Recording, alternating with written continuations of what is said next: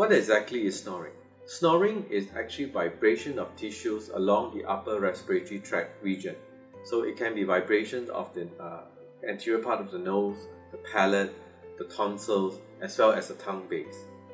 And this is essentially representing an interruption of a normal airflow.